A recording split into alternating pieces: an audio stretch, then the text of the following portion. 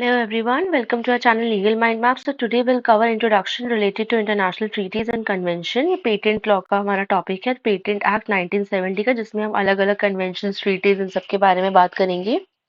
ठीक है, we are going to cover Paris convention and patent law treaty, patent cooperation treaty PCT, जिसके बारे में हमने लास्ट वीडियो में भी बात की थी, बुदापेस्ट ट्रीटी. बट इन सब में actually there are so many things. दूसरे पेटेंट के अलावा ट्रेडमार्क इन सब के लिए भी होता है, बट हम इस वीडियो में सिर्फ पेटेंट के लिए बात करेंगे. हमारा सब्जेक्ट है intellectual property rights. So let's start our video. सबसे पहले मैं जो इस वीडियो में कवर करने वाली हूँ वो सारा सबका मैं एक थोड़ा शॉर्ट में आपको एक डिस्क्रिप्शन दे रही हूँ. पहले आता है Paris convention for the protection. ठीक है, सो अडॉप्ट किया गया था इसे मार्च 1883 में. ये फोकस करता है प्रोटेक्शन ऑफ पेटेंट पे. ठीक है, मैं ज्यादा एक्सप्लेन इसलिए नहीं करी क्योंकि अभी आगे चल के मैं इनको बहुत अच्छे से एक्सप्लेन करूंगी.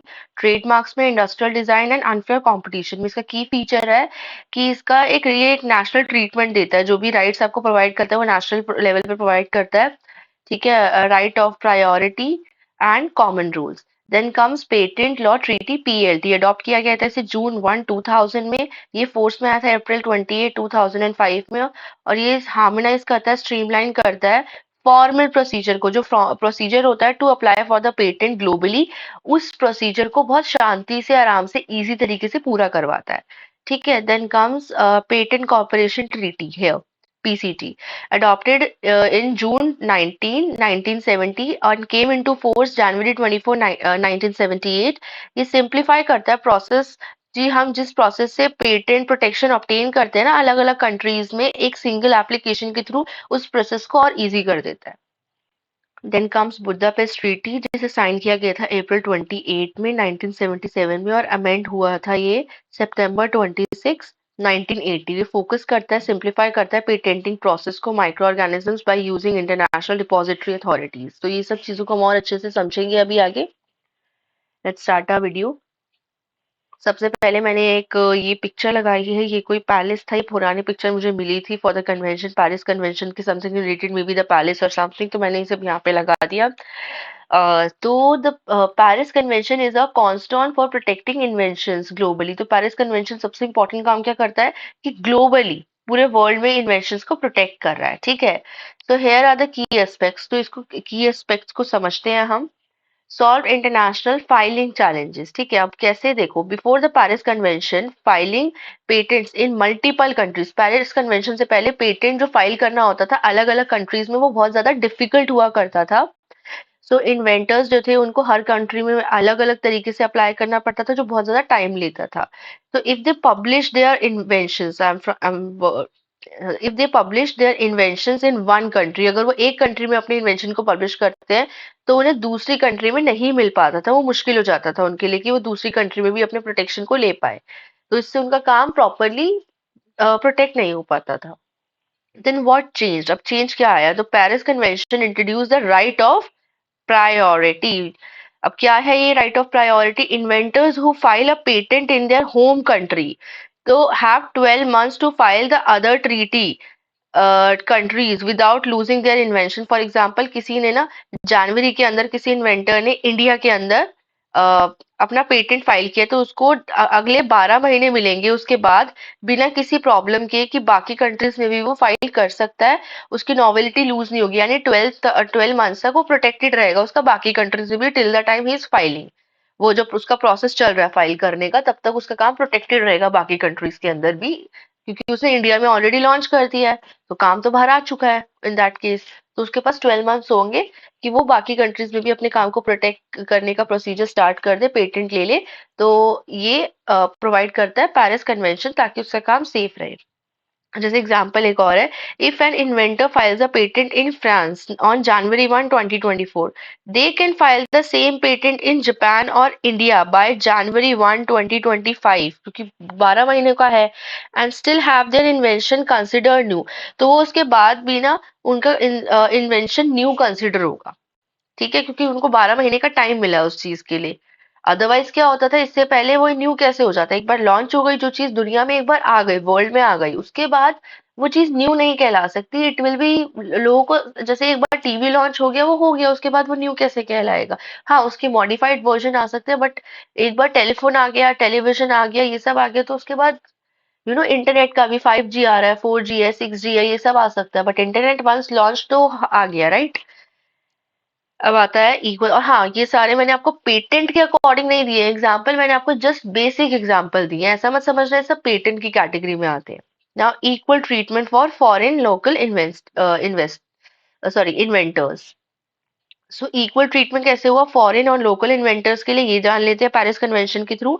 Under the national treatment principle, inventors from one treaty country are treated the same. यानी कि नेशनल ट्रीटमेंट वो दिया जाता है पेरिस कन्वेंशन के थ्रू कि जो इन्वेंटर होता है वो एक ही treaty, like from one treaty country are treated the same. अगर किसी कंट्री के बीच, जैसे एग्जाम्पल है कि एक इन्वेंटर है, ठीक है, ब्राजील का है वो, ठीक है, अप्लाई करता है पेटेंट जर्मनी में, will receive the same legal protection as German inventor. क्यों? क्योंकि दोनों कंट्रीज के बीच क्या हुआ है, ट्रीटी साइन हुआ है, कोई अग्रीमेंट साइन हुआ है, जिस वजह से इनको सेम लीगल प्रोटेक्शन मिल रही है।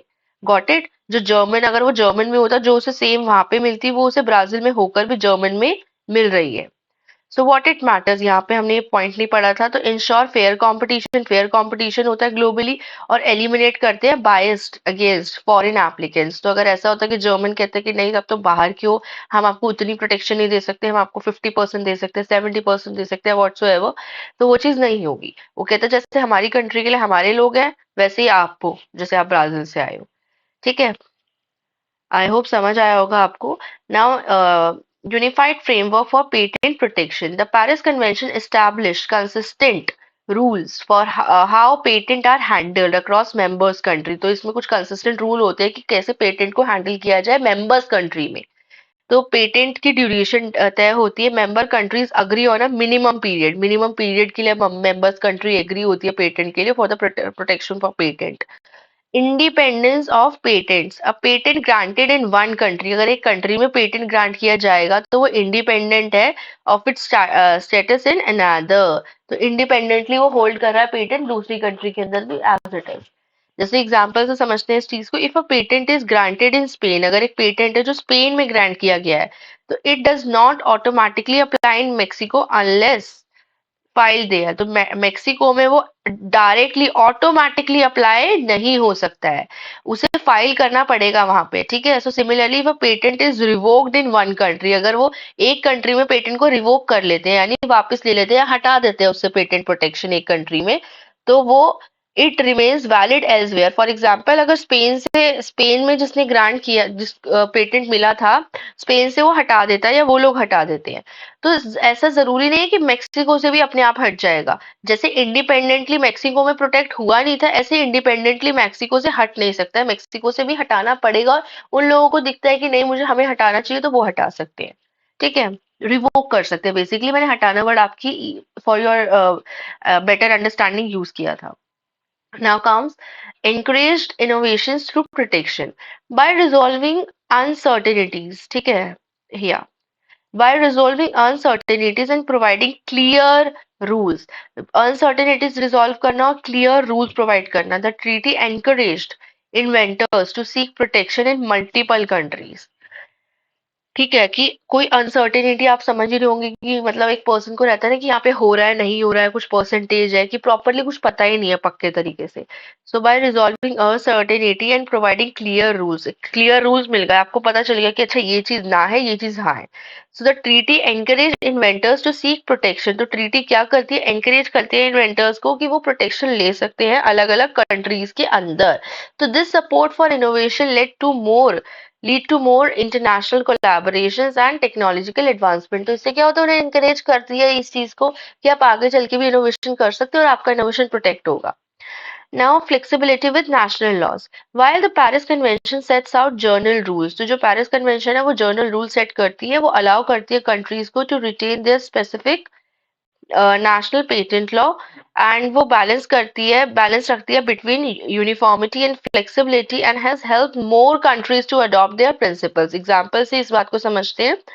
The US grants patent based on the first to file system, तो यूएस किस बात पे पेटेंट ग्रांट करते हैं, फर्स्ट टू फाइल सिस्टम पे, कि फर्स्ट फाइल सिस्टम में आप पहले फाइल करो, उस अकॉर्डिंग आपको पेटेंट मिलेगा। वाइल अदर कंट्रीज जो है, अदर कंट्रीज में हैव स्लाइट प्रोसीजरल डिफरेंस, तो उनके कुछ प्रोसीजर में डिफरेंस है, वो उनका प्रोसेस थोड़ा अलग है पेटेंट फाइल करने का, but all align with the conventions core principle. तो एक होता है ना कन्वेंशन के कोर प्रिंसिपल होते हैं कि आपको इस पे तो जाना ही जाना है, वेट अ मिनट, कि आपको इन प्रिंसिपल्स पे तो रहना ही रहना है, तो वो तो रहेंगे ही रहेंगे similar.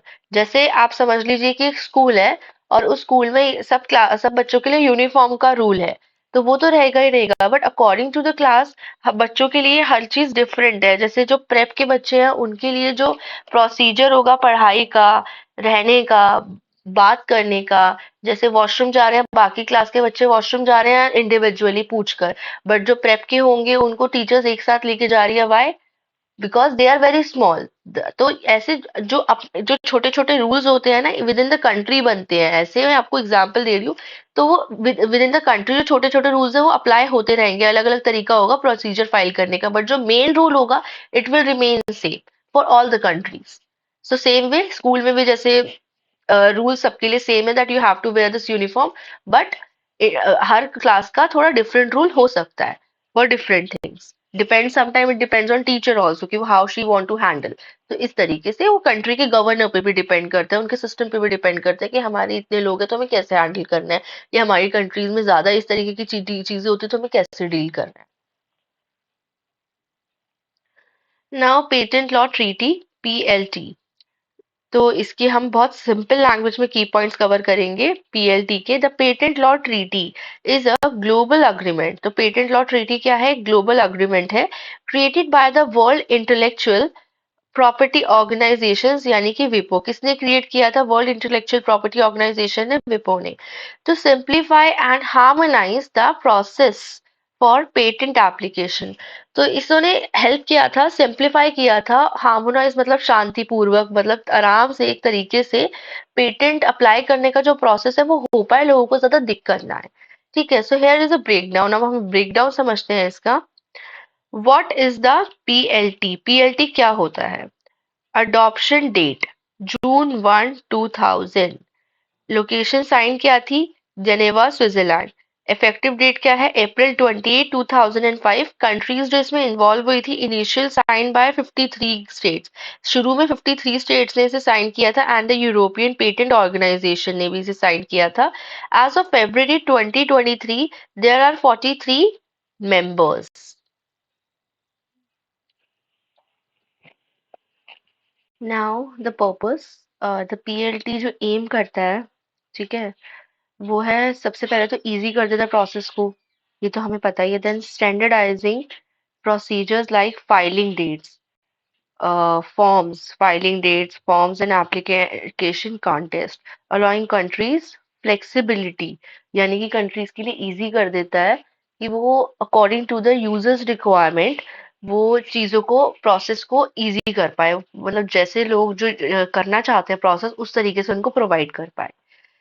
Now France and the PLT, ठीक है, स्टेप्स टुवर्ड्स रैटिफिकेशन। रैटिफिकेशन क्या होता है? मैंने ऊपर मीनिंग दिया हुआ है। Ratification is the official way to confirm something, usually by vote. कोई चीज को कंफर्म करना वोट के through, most of the time vote के थ्रू, ठीक है। तो step towards ratification, a bill for ratification was here, a bill for ratification was proposed in French uh, Senate on January 14, 2009. Senator Rachel Mazur supported the treaty, recommending its ratification in March 2009. So ratification date July 24, 2009, and ये जो force में आई थी in France, enforce हुई थी January 5, 2010 में। ठीक है, ये तो बेसिक इन्फॉर्मेशन थी। नाउ ये इंपॉर्टेंट क्यों थी for France? The PLT ensures French patent laws. जो पीएलटी थी वो इंश्योर करती थी फ्रेंच पेटेंट लॉज, ठीक है, जो अलाइन करते थे इंटरनेशनल स्टैंडर्ड से, and making the process easier for inventors in France and abroad. तो बेसिकली फ्रांस के लिए सबसे पहले आई थी और उन्होंने फ्रांस के लिए इजी कर दिया था चीजों को, और वो अलाइन थी इंटरनेशनल स्टैंडर्ड से भी, जिससे फ्रांस के लोगों के लिए, इन्वेंटर्स के लिए इजी हो चुका था बहुत ज्यादा procedure. So United States and PLT की बात करें अब, जब उन्होंने अडॉप्ट किया था, step towards ratification, the treaty was sent to the senate by the president in 2006 and implementing legislation legislation was pass, तो एक लेजिस्लेशन पास हुआ था as a patent law treaty implementation act of 2012। तो ये ratification की जो date थी वो थी सितंबर 18 2013 और ये फाइनलाइज हुई थी अक्टूबर 21 2013 में कि अब ये रेगुलेट होगी। So why it is important for US, the treaty streamline patent process in US in reducing complexity. Again उनको भी इजी लगा कि ये प्रोसेस बहुत ज्यादा इजी है, इस तरीके से बहुत आराम से चीजें हो सकती है। तो उन्होंने भी ये ग्लोबल स्टैंडर्ड के and ensuring compliance with global standard, और लोगों को ग्लोबल स्टैंडर्ड की भी एक अश्योरेंस मिल रही थी जो इन्वेंटर्स थे उनको, तो उन्होंने भी फिर इस चीज को अपना लिया, पीएलटी को। देन मेक्सिको की बात करें, Mexico and the PLT. So mentioned in NAFTA discussions in December 2019, the revised NAFTA USMCA encouraged Mexico to either ratify the PLT or implement similar procedural standards. तो उन्होंने क्या करा, दो चीजों की बात की, या तो आप करो रेटिफाई कर लो, पास कर लो पीएलटी को, या फिर इम्प्लीमेंट करो अपने प्रोसीजरल स्टैंडर्ड्स को उसी अकॉर्डिंग। तो वो रेलेवेंट क्यों थी मेक्सिको के लिए, ऑल दो Mexico hasn't ratified the PLT, उन्होंने पीएलटी को रेटिफाई नहीं किया था, बट उन्होंने लाइन के विद इट्स ऑब्जेक्टिव सिंप्लीफाई, उन्होंने अपने अपने स्टैंडर्ड्स को, जो उनका प्रोसीजर था उसको बहुत सिंप्लीफाई कर लिया था पेटेंट प्रोसेस को, ठीक है, and promoting innovation and foreign investment. तो उन्होंने इजीली अपने मतलब ढाल लिया था एक तरीके से अपने प्रोसेस को कि उनके इन्वेंटर्स के लिए भी इजी हो जाए चीजें। Now why the PLT important for inventors? Inventors के लिए क्यों important है PLT? Reduce करता है administrative burden, ठीक है, making it easier to file patent internationally, तो easy हो जाता है internationally patent को file करना। फिर government के लिए क्या important है इसके अंदर, aligns local patent system with international standards, तो local patent system जो होते हैं उनके वो international स्टैंडर्ड के साथ उन्हें अलाइन कर दिया जाता है, यानी विद इन कंट्री की बात नहीं हो रही है, अपने ओवरऑल बात हो रही है। और कुछ फ्लेक्सिबल रूल्स भी होते हैं जिससे जो फ्लेक्सिबिलिटी प्रोवाइड करते हैं, तो गवर्नमेंट के लिए भी जो काम है आसान हो जाता है for sure. And for innovation, encourage global participation in patent filing, तो एनकरेज किया जाता है इसके लिए कि एक पेटेंट फाइलिंग ग्लोबल पार्टिसिपेशन होना चाहिए, fostering innovation worldwide. So PLT represents a significant step, एक बहुत important step है PLT towards a simpler and more accessible patent system। देखो प्रोसेस इजी होगा तो ये सिर्फ कंट्री के लिए अच्छा नहीं है, ये इन्वेंटर्स के लिए तो अच्छा है ही है, क्योंकि वो एनकरेज होंगे कि हम और ज्यादा चीजें इन्वेंट कर सकते हैं, और ज्यादा हेल्पफुल चीजें बना सकते हैं, और वो हमारा काम जो है वो प्रोटेक्ट होगा, ठीक है। और गवर्नमेंट के लिए इजी इस तरीके से कि उनकी कंट्री से भी बहुत अच्छे अच्छे लोग निकल कर आएंगे, आगे सामने आएंगे, इन्वेंट करेंगे चीजें, टैलेंट बाहर आएगा, प्लस जो प्रोसेस होगा, जो वर्क बर्डन होगा, अगर फ्लेक्सिबिलिटी होती है प्रोसीजर में तो उनके काम का बर्डन भी कम होगा और उनके लिए भी इजी हो जाएगा ये। अच्छी है, right. Now comes what is the Patent Cooperation Treaty PCT? The Patent Cooperation Treaty PCT is an international agreement. तो पेटेंट कॉपरेशन ट्रीटी क्या होता है, एक इंटरनेशनल अग्रीमेंट होता है जो सिंप्लीफाई करता है प्रोसेस को ऑफ अप्लाइंग फॉर पेटेंट। तो पेटेंट अप्लाई करने के प्रोसेस को सिंप्लीफाई करता है मल्टीपल कंट्रीज के अंदर। Instead of filing individual patent, अगर आप एक इंडिविजुअल कंट्री के लिए आप पेटेंट फाइल करेंगे आपको और फिर बाकी कंट्रीज के लिए अलग से बहुत टाइम लग जाएगा। तो instead of filing individual patent application in each country, inventors can file single application। तो थ्रू पीसीटी इन्वेंटर्स जो है वो एक एप्लीकेशन फाइल कर सकते हैं और उनका जो वर्क है वो मल्टीपल कंट्रीज में प्रोटेक्ट होगा इन ओवर 150 मेंबर कंट्रीज, ठीक है। नाउ की डेट्स क्या है इसकी, अडॉप्ट किया गया था इसे जून 1970 में, वो फोर्स में आया था जनवरी 24 1978 में, और इसे एडमिनिस्ट्रेट किया गया था द वर्ल्ड इंटेलेक्चुअल प्रॉपर्टी के through world intellectual property organisation यानी विपो के through. Now purpose of PCT, first thing easy कर देता है, ठीक है, मैं बहुत छोटे में से एक्सप्लेन करती हूँ, इजी वर्ड्स में, इजी कर देता है, मोर इफेक्टिव यानी एफिशिएंट होता है, सिक्योर करता है पेटेंट प्रोटेक्शन को, वो भी अलग अलग कंट्रीज में। द बेस्ट पार्ट इसका क्या है, एक ही एप्लीकेशन के थ्रू अलग अलग कंट्रीज में हो रहा है, बहुत सारी कंट्रीज में, ठीक है। एडमिनिस्ट्रेटिव जो बर्डन है, वो जो काम का बर्डन है वो कम हो रहा है इससे, for inventors also and for businesses also. Inventions को एनकरेज कर रहा है, इन्वेंटर्स को भी एनकरेज कर रहा है, और इंटरनेशनल कोलैबोरेशन भी अच्छा हो रहा है, टेक्नोलॉजिकल एडवांसमेंट, तो काफी ज्यादा फायदा हो रहा है इससे। अब इसके एडवांटेजेस की बात करें तो पैरेलल पेटेंट प्रोटेक्शन, मैं सीधा एग्जांपल के थ्रू समझाऊंगी। आप डेफिनेशन रीड कर लीजिएगा। Filing a PCT application gives patent right. तो पीसीटी एप्लीकेशन से पेटेंट राइट मिल जाता है मल्टीपल कंट्रीज में, ठीक है, in countries like US, Japan, Germany and India without needing to file separately in each. आपको हर कंट्री में अलग अलग से फाइल करने की जरूरत नहीं है। Then global patent search, WIPO conducts an international search to determine whether the invention is new and patentable। तो विपो का काम होता है, वो ये चीज का ध्यान रखती है कि ये जो इन्वेंशन करी गई है ये न्यू है या नहीं, और इसे पेटेंट में डाला जाए या नहीं, पेटेंट का सब्जेक्ट मैटर है या नहीं। उसी के बाद उसे पेटेंट प्रोटेक्शन मिलती है all over the world, globally, right.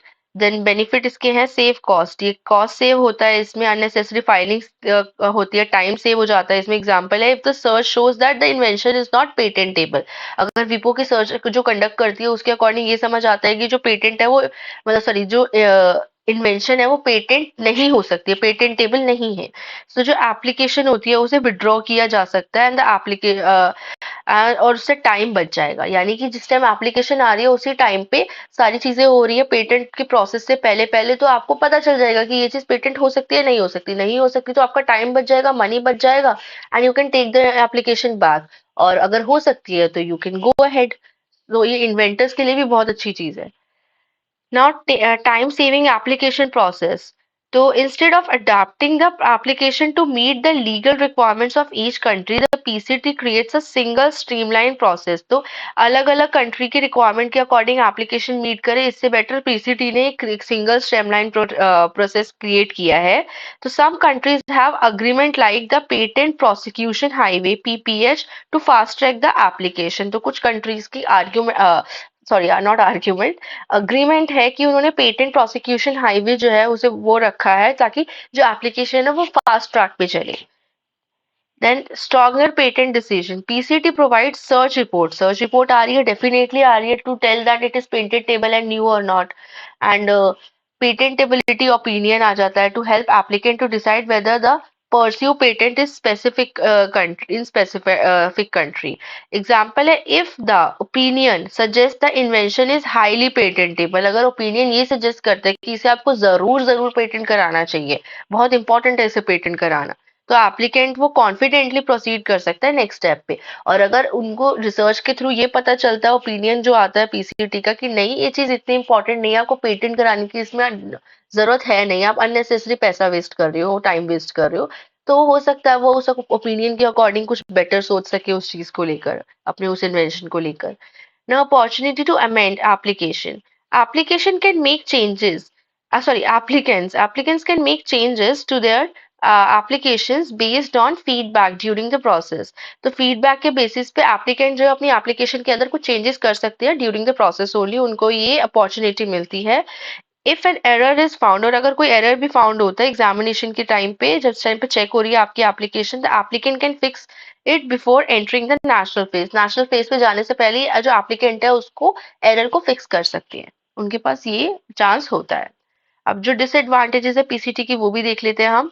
Limited patent coverage, तो PCT only applies to utility patent in, यानी कि यूटिलिटी पेटेंट्स के इन्वेंशन पे अप्लाई कर रही है वो, नॉट टू डिजाइंस, डिजाइंस के पेटेंट पे अप्लाई नहीं कर रही है, वो सिर्फ यूटिलिटी पे अप्लाई कर रही है। एग्जांपल है, अगर एक कंपनी है वो चाहती है इमीडिएट प्रोटेक्शन, तो पीसीटी उसे एकदम नहीं दे पाएगी इमीडिएट प्रोटेक्शन, ठीक है, नॉट बी आइडल, उसे टाइम लगता है पीसीटी के प्रोसेस को थोड़ा सा, it will take some longer time to final the protection thing. Now, higher cost in some cases.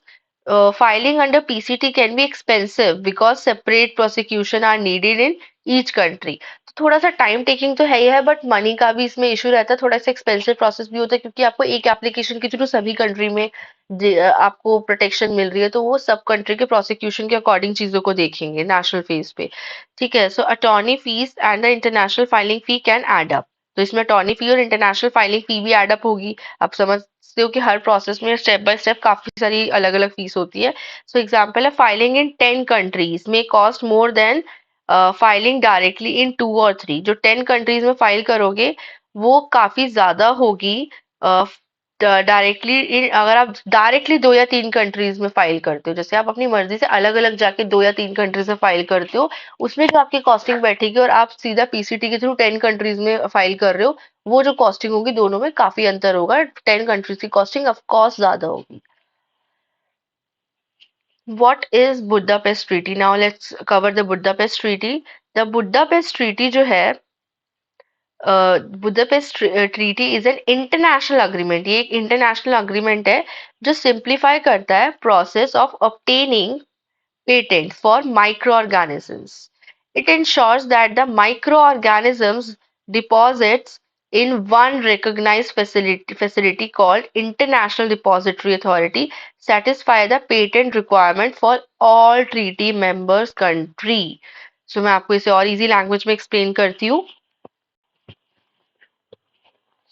Budapest treaty में ये होता है कि एक ना इंटरनेशनल एग्रीमेंट है जो अलग अलग कंट्रीज के बीच इसे एक साइन किया गया है, और ये माइक्रो ऑर्गेनिज्म के लिए होता है। माइक्रो ऑर्गेनिज्म सबको पता है कि लिविंग ऑर्गेनिजम्स होते हैं जिसे हम नेकेड आई से देख नहीं सकते, माइक्रोस्कोप के थ्रू ही देख सकते हैं, बैक्टीरिया एंड अदर्स। इनको अगर आप ना अगर आप इंटरनेशनल डिपॉजिटरी अथॉरिटी में जाके इन्हें अगर आप माइक्रो ऑर्गेनिजम्स को जाके सबमिट करते हैं और वो इन्हें चेक करते हैं, उन्हें लगता है कि हाँ दिस इज समथिंग कि आप इनके ऊपर वर्क कर सकते हैं, पेटेंट का प्रोटेक्शन ले सकते हैं, तो उसके लिए तो उनके पास एक प्रूफ आपने रखवा दिया एक तरीके से, और उससे आपको जो बुडापेस्ट ट्रीटी जिन जिन कंट्री से साइन की होगी, यानी बेसिकली मेंबर्स कंट्री, आपको उनके अंदर प्रोटेक्शन मिल जाएगी। ठीक है। नाउ एक तरीके का ये भी एक इन्वेंशन ही होता है। मैं डेप्थ में इन्वेंशन की नहीं गई, you can understand with all the micro organism word की किस टाइप के इन्वेंशन हो सकते हैं। नाउ साइन क्या किया था अप्रैल 28 1977 में, और इसे अमेंड किया गया था सितंबर 26 1980 में। और जो कॉन्ट्रैक्टिंग पार्टीज हैं एज ऑफ 2009 तक का मैं आपको डेटा दे रही हूँ, 72 member states. International depository authorities जो है 37 इन 22 कंट्रीज। ठीक है। Now purpose of Budapest treaty जो सिंप्लीफाई करता है पेटेंट फाइलिंग के प्रोसीजर को फॉर माइक्रो ऑर्गेनिज्म। ठीक है। It is specifically for microorganism here they are talking about. Ensure international standards, international procedure के अंदर पूरे प्रॉपर इंटरनेशनल स्टैंडर्ड्स प्रोवाइड किए जाते हैं। अब ये कैसे वर्क करती है? Under the treaty when the micro organisms is deposit with the international depository authority. मैं आपको अभी ऊपर डेफिनेशन में भी बता चुकी हूँ कि जो ट्रीटी के अंदर क्या होता है, जो माइक्रो ऑर्गेनिज्म होता है, अगर आप डिपॉजिट करवाते हो इंटरनेशनल डिपॉजिटरी अथॉरिटी में, तो इट मीट्स पेटेंट रिक्वायरमेंट। वो पेटेंट रिक्वायरमेंट से मीट करती है जितनी भी मेंबर कंट्रीज हैं उनके साथ, और remains available through out the life of the patent. तो अवेलेबल रहती है through out the life of the patent, तक वो अवेलेबल रहता है। And is shared only with authorised individual और एंटिटीज। बहुत ऑथराइज्ड इंडिविजुअल्स हो सकते हैं, एंटिटीज हो सकती है जिनके साथ वो चीज शेयर होगी, और sometimes it needs permission of the patent, जो पर्सन ओनर है, पेटेंट ओनर, उसकी भी। एग्जाम्पल है, एक रिसर्चर है filing a patent on a new micro organism. एक रिसर्चर है जो किसी नए माइक्रो ऑर्गेनिज्म पे पेटेंट फाइल करना चाहता है, इंडिया के अंदर, जर्मनी के अंदर एंड जापान के अंदर। Only needs to deposit the microorganism once. उसे एक ही बार उस माइक्रो ऑर्गेनिज्म को डिपॉजिट करने की जरूरत है। ठीक है। With a recognised international depository, एक रिकग्नाइज्ड इंटरनेशनल डिपॉजिटरी के पास वो सेफ है, उसे प्रोटेक्शन मिल जाएगा। Now advantages of Budapest Treaty. Save time and money. तो Budapest Treaty से क्या होता है? टाइम एंड मनी सेव हो रहा है। एक सिंगल डिपॉजिट से कई सारे मेंबर्स कंट्री से वो मिल रही है ना, हमको सेफ्टी मिल रही है, प्रोटेक्शन मिल रही है। एग्जाम्पल है, विदाउट अ ट्रीटी, बिना किसी ट्रीटी के हमें एक company would need a deposit the micro organism in each country, increasing cost. Now, increased security of deposit. Deposit are stored under strict procedures. So, deposit क्या होते हैं? वो strict procedure के अंदर store हो रहे हैं, ensuring their integrity over time. तो उसको अपने आप ही वो चीज का उसका कॉस्ट बच रहा है अगर वो कहीं डिपॉजिट करवा रहा है। ठीक है। If a patent last 20 years, अगर एक पेटेंट है वो 20 ईयर्स तक रहता है, और माइक्रो ऑर्गेनिज्म भी सेफली रहेगा स्टोर वहां पे उस पूरे एंटायर ड्यूरेशन के लिए, यानी 20 ईयर्स तक। तो जो पर्सन है जो पेटेंट होल्ड कर रहा है उसके लिए तो अच्छी चीज है ना ये। ना सिंप्लीफाइंग इंटरनेशनल स्टैंडर्ड्स, एग्जाम्पल है इसका, जैसे कि researchers in Brazil and France follow the same guidelines. तो जो ट्रीटी जो मेंबर कंट्रीज होंगी वो सेम गाइडलाइंस फॉलो करेगी फॉर एक्सेसिंग। अगर डिपॉजिटेड माइक्रो ऑर्गेनिज्म यूज भी करना होगा, लेना भी होगा, या किसी भी पर्सन से लाइक रीजन से एक्सेस करना होगा, so they will have they have to first of all work on the international norms जो होंगे, उनके रूल्स एंड रेगुलेशंस होंगे, उनके अकॉर्डिंग वर्क करना पड़ेगा। Plus it is available for the member countries, तो काफी फायदा, और इससे पैसा भी आएगा जो पेटेंट होल्डर होगा उसके पास। Now, reliable access for research and patent examination. Only authorized individuals such as examiners can request samples, ensuring control access. क्योंकि उसके पास तो access है ही है, तो सिर्फ जो लाइक ऑथराइज्ड इंडिविजुअल है, जैसे कि कोई पेटेंट एग्जामिनर है, वो रिक्वेस्ट कर सकता है सैंपल्स के लिए उस माइक्रो ऑर्गेनिज्म की। ठीक है, हमने यहाँ पे पीछे भी बात की थी ना ऑथराइज्ड इंडिविजुअल की। हेयर वी हैव, मैं आपको मीनिंग यहाँ पे समझाने ही वाली थी ऑथराइज्ड इंडिविजुअल का। मैं आई वाज थिंकिंग कि to put it in a box, but मैंने फिर आगे यहाँ पे क्लियर कर दिया। ठीक है, that's it, I guess. No, there are disadvantages also, so let's cover them. So limited scope. The treaty only applies to microorganisms. जो treaty है वो apply कर दी किस पे? Microorganisms पे, not other biological material. जैसे कि if the invention involves DNA, अगर एक invention है जिसमें DNA involve करता है sequence of और plants का, ठीक है, DNA सीक्वेंस या फिर प्लांट्स कुछ का कुछ भी, so separate procedure might be required. तो हर इन्वेंशन के लिए, टाइप ऑफ इन्वेंशन के लिए अलग प्रोसीजर रिक्वायर्ड होता है। So dependency on depository authority, कितना डिपेंड हो सकता है डिपॉजिटरी अथॉरिटी पे? एग्जांपल है कंट्रीज, इधर यही पढ़ लेते हैं पहले हम। There are only 37 international depository authorities globally. पूरे वर्ल्ड में 37 इंटरनेशनल डिपॉजिटरी अथॉरिटीज है, विच में लिमिटेड विच में limit access for some regions.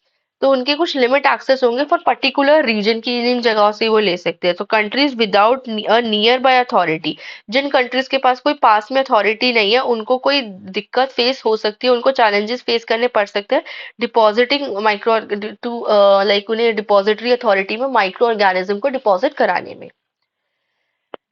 Now that's it in this video. I hope आपको वीडियो समझ आई होगी. Please don't forget to like, share and subscribe. Even if you have any doubt or any suggestion you want to share for any kind of improvement you want from us, please अपने comment box में आप हमें अपना suggestion लिख सकते हैं. Thank you.